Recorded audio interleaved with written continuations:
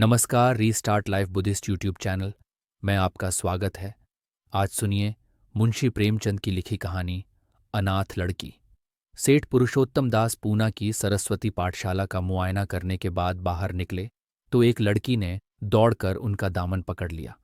सेठ जी रुक गए और मोहब्बत से उसकी तरफ देखकर पूछा, क्या नाम है? लड़की ने जवाब दिया, रोहिणी।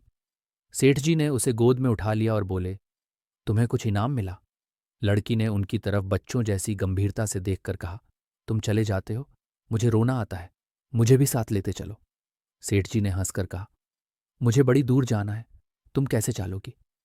रोहिणी ने प्यार से उनकी गर्दन में हाथ डाल दिए और बोली, जहां तुम जाओगे वहीं मैं भी चलूंगी, मैं तुम्हारी बेटी होंगी।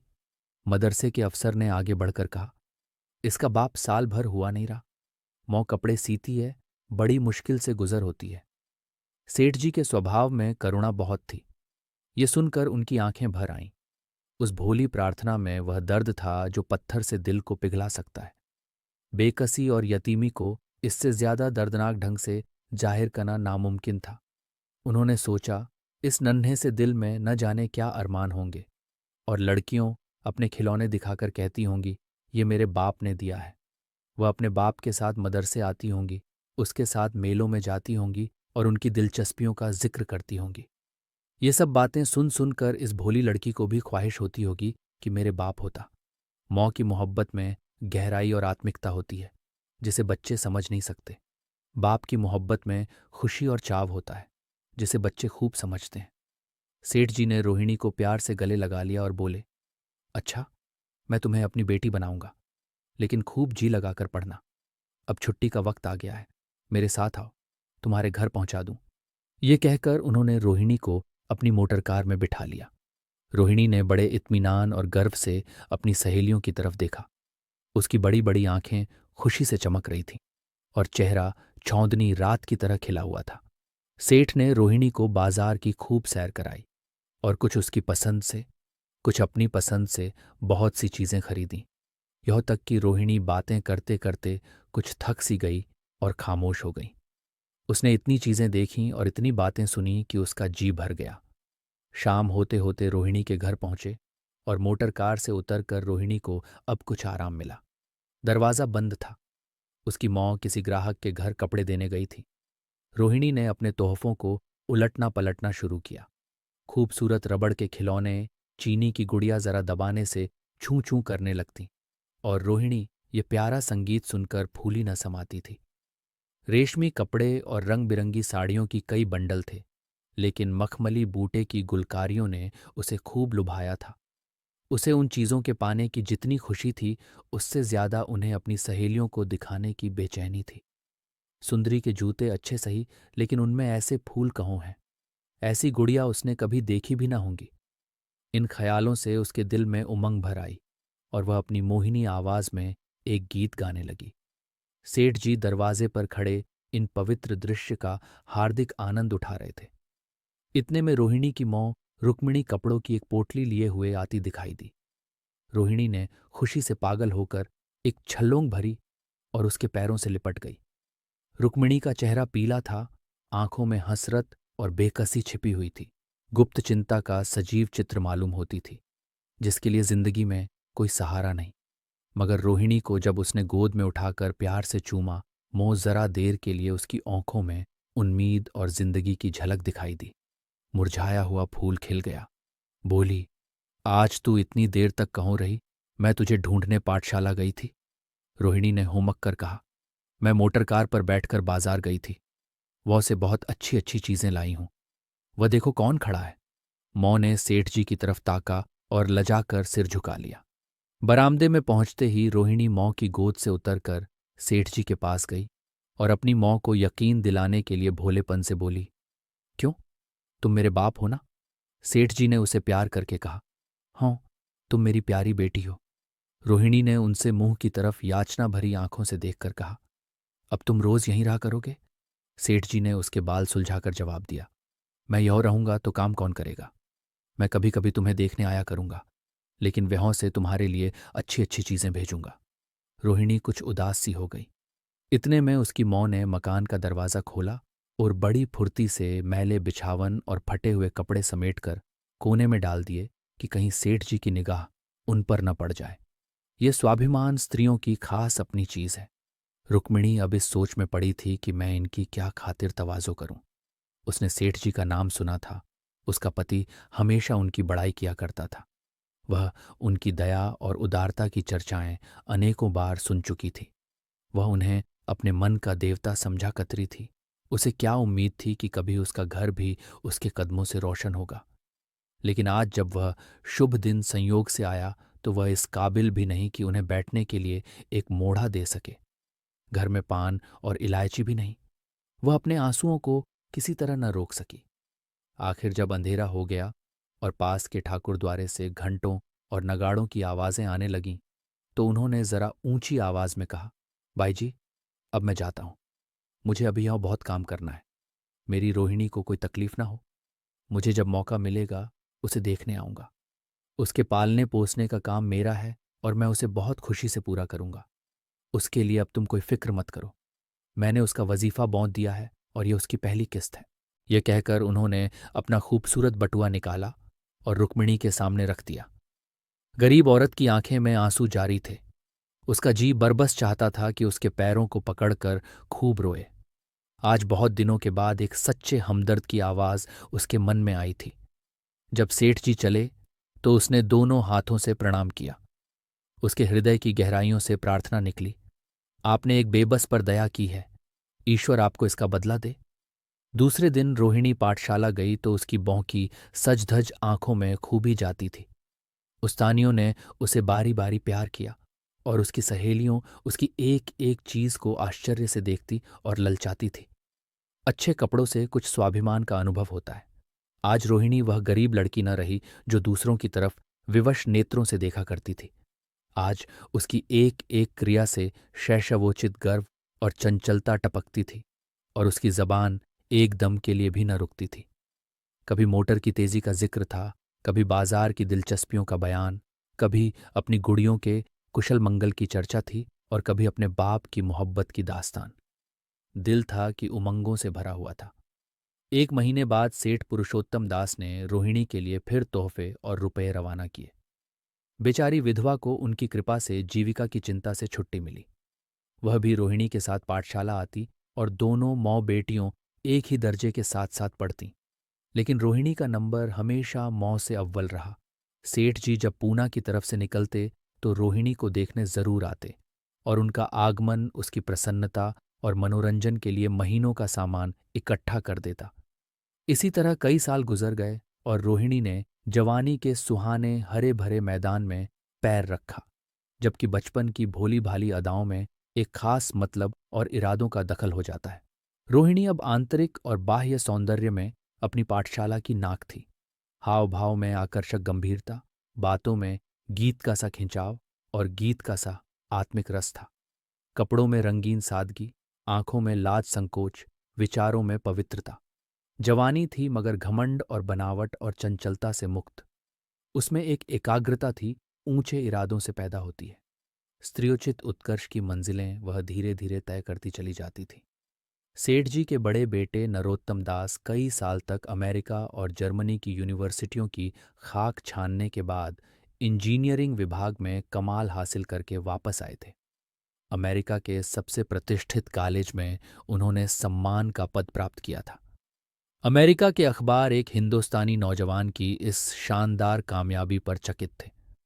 उन्हीं का स्वागत करने के लिए बंबई में एक बड़ा जलसा किया गया था। इस उत्सव में शिरक होने के लिए लोग दूर दूर से आए थे। सरस्वती पाठशाला को भी निमंत्रण मिला और रोहिणी को सेठानी जी ने विशेष रूप से आमंत्रित किया। पाठशाला में हफ्तों तैयारियां हुई। रोहिणी को एक दम के लिए भी चैन न था। ये पहला मौका था कि उसने अपने लिए बहुत अच्छे अच्छे कपड़े बनवाए। रंगों के चुनाव में वह मिठास थी, काट छौंट में वह फबन जिससे उसकी सुंदरता चमक उठी। सेठानी कौशल्या देवी उसे लेने के लिए रेलवे स्टेशन पर मौजूद थीं। रोहिणी गाड़ी से उतरते ही उनके पैरों की तरफ झुकी, लेकिन उन्होंने उसे छाती से लगा लिया और इस तरह प्यार किया कि जैसे वह उनकी बेटी है। वह उसे बार बार देखती थी और आंखों से गर्व और प्रेम टपक पड़ता था। इस जलसे के लिए ठीक समुंदर के किनारे एक हरे भरे सुहाने मैदान में एक लंबा चौड़ा शामियाना लगाया गया था। एक तरफ आदमियों का समुद्र उमड़ा हुआ था, दूसरी तरफ समुद्र की लहरें उमड़ रही थीं, गोया वह भी इस खुशी में शरीक थीं। जब उपस्थित लोगों ने रोहिणी बाई के आने की खबर सुनी तो हजारों आदमी उसे देखने के लिए खड़े हो गए। यही तो वह लड़की है जिसने अब की शास्त्री की परीक्षा पास की है। जरा उसके दर्शन करने चाहिए। अब भी इस देश की स्त्रियों में ऐसे रत्न मौजूद हैं।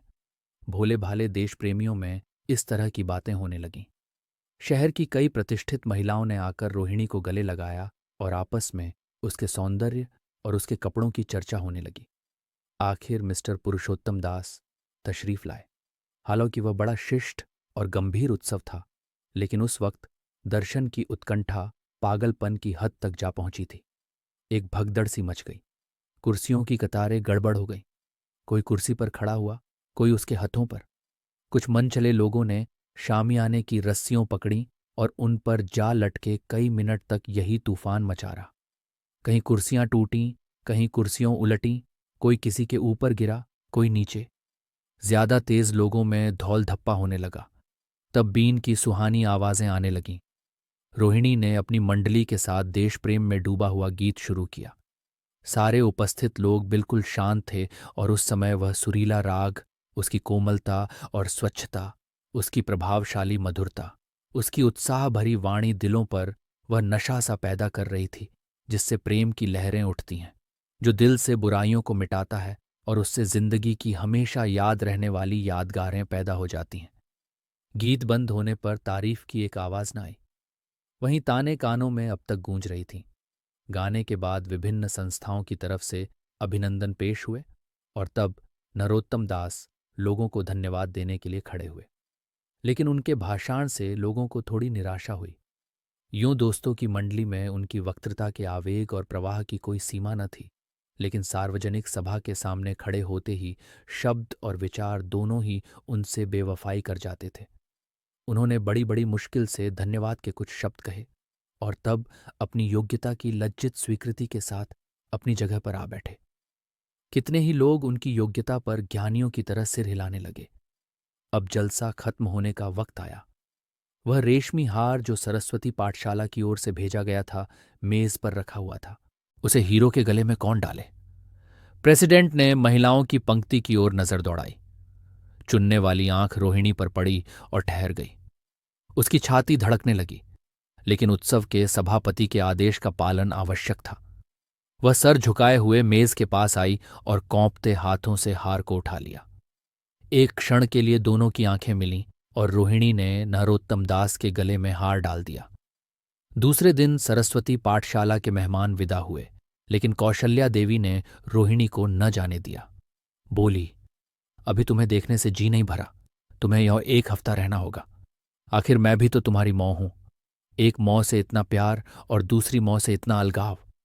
रोहिणी कुछ जवाब न दे सकी। ये सारा हफ्ता कौशल्या देवी ने उसकी विदाई की तैयारियों में खर्च किया। 7वें दिन उसे विदा करने के लिए स्टेशन तक आईं। चलते वक्त उससे गले मिलीं और बहुत कोशिश करने पर भी आंसुओं को न रोक सकीं। नरोत्तम दास भी आए थे। उनका चेहरा उदास था। कौशल्या ने उनकी तरफ सहानुभूतिपूर्ण आंखों से देखकर कहा, मुझे यह तो ख्याल ही न रहा, रोहिणी क्या यहों से पूना तक अकेली जाएगी? क्या हर्ज है, तुम ही चले जाओ, शाम की गाड़ी से लौट आना। नरोत्तम दास के चेहरे पर खुशी की लहर दौड़ गई, जो इन शब्दों में न छिप सकी। अच्छा, मैं ही चला जाऊंगा। वह इस फिक्र में थे कि देखें विदाई की बातचीत का मौका भी मिलता है या नहीं। अब वह खूब जी भरकर अपना दर्द दिल सुनाएंगे और मुमकिन हुआ तो उस लाज संकोच को जो उदासीनता के पर्दे में छिपी हुई है मिटा देंगे। रुक्मिणी को अब रोहिणी की शादी की फिक्र पैदा हुई। पड़ोस की औरतों में इसकी चर्चा होने लगी थी। लड़की इतनी सयानी हो गई है, अब क्या बुढ़ापे में ब्याह होगा? कई जगह से बात आई। उनमें कुछ बड़े प्रतिष्ठित घराने थे, लेकिन जब रुक्मिणी उन पैमानों को सेठ जी के पास भेजती तो वे यही जवाब देते कि मैं खुद फिक्र में हूं। रुक्मिणी को उनकी यह टाल मटोल बुरी मालूम होती थी। रोहिणी को बंबई से लौटे महीना भर हो चुका था। एक दिन वह पाठशाला से लौटी तो उसे अम्मा की चारपाई पर एक खत पड़ा हुआ मिला। रोहिणी पढ़ने लगी। लिखा था, बहन, जब से मैंने तुम्हारी लड़की को बंबई में देखा है, मैं उस पर रीझ गई हूं। अब उसके बगैर मुझे चैन नहीं है। क्या मेरा ऐसा भाग्य होगा कि वह मेरी बहू बन सके? मैं गरीब हूं, लेकिन मैंने सेठ जी को राजी कर लिया है। तुम भी मेरी यह विनती कबूल करो। मैं तुम्हारी लड़की को चाहे फूलों की सेज पर न सुला सकूं, लेकिन इस घर का एक एक आदमी उसे आंखों की पुतली बनाकर रखेगा। अब रहा लड़का। माँ के मुंह से लड़के का बखान कुछ अच्छा नहीं मालूम होता, लेकिन यह कह सकती हूं कि परमात्मा ने यह जोड़ी अपनी हाथों बनाई है। सूरत में, स्वभाव में, विद्या में, हर दृष्टि से वह रोहिणी के योग्य है। तुम जैसे चाहे अपना इत्मीनान कर सकती हो। जवाब जल्द देना, और ज्यादा क्या लिखूं। नीचे थोड़े से शब्दों में सेठ जी ने उस पैगाम की सिफारिश की थी। रोहिणी गालों पर हाथ रखकर सोचने लगी। नरोत्तम दास की तस्वीर उसकी आंखों के सामने आ खड़ी हुई। उनकी वह प्रेम की बातें, जिनका सिलसिला बंबई से पूना तक नहीं टूटा था, कानों में गूंजने लगीं। उसने एक ठंडी सांस ली और उदास होकर चारपाई पर लेट गई। सरस्वती पाठशाला में एक बार फिर सजावट और सफाई के दृश्य दिखाई दे रहे हैं। आज रोहिणी की शादी का शुभ दिन। शाम का वक्त, बसंत का सुहाना मौसम। पाठशाला के दारो दीवार मुस्कुरा रहे हैं और हरा भरा बगीचा फूला नहीं समाता। चंद्रमा अपनी बारात लेकर पूरब की तरफ से निकला। उसी वक्त मंगलाचरण का सुहाना राग उस रूपहली चौंदनी और हल्के हल्के हवा के झोंकों में लहरें मारने लगा। दूल्हा आया। उसे देखते ही लोग हैरत में आ गए। ये नरोत्तम दास थे। दूल्हा मंडप के नीचे गया। रोहिणी की मां अपने को रोक न सकी। उसी वक्त जाकर सेठ जी के पैर पर गिर पड़ी। रोहिणी की आंखों से प्रेम और आनंद के आंसू बहने लगे। मंडप के नीचे हवन कुंड बना था। हवन शुरू हुआ। खुशबू की लपेटें हवा में उठीं और सारा मैदान महक गया। लोगों के दिलो दिमाग में ताजगी की उमंग पैदा हुई। फिर संस्कार की बारी आई। दूल्हा और दुल्हन ने आपस में हमदर्दी, जिम्मेदारी और वफादारी के पवित्र शब्द अपनी जबानों से कहे। विवाह की वह मुबारक जंजीर गले में पड़ी जिसमें वजन है, सख्ती है, पाबंदियों हैं, लेकिन वजन के साथ सुख और पाबंदियों के साथ विश्वास है। दोनों दिलों में उस वक्त एक नई, बलवान, आत्मिक शक्ति की अनुभूति हो रही थी। जब शादी की रस्में खत्म हो गईं तो नाच गाने की मजलिस का दौर आया। मोहक गीत गूंजने लगे। सेठ जी थक कर चूर हो गए थे। जरा दम लेने के लिए बागीचे में जाकर एक बेंच पर बैठ गए। ठंडी ठंडी हवा आ रही थी। एक नशा सा पैदा करने वाली शांति चारों तरफ छाई हुई थी। उसी वक्त रोहिणी उनके पास आई और उनके पैरों से लिपट गई। सेठ जी ने उसे उठाकर गले से लगा लिया और हंसकर बोले, क्यों, अब तो तुम मेरी अपनी बेटी हो गई।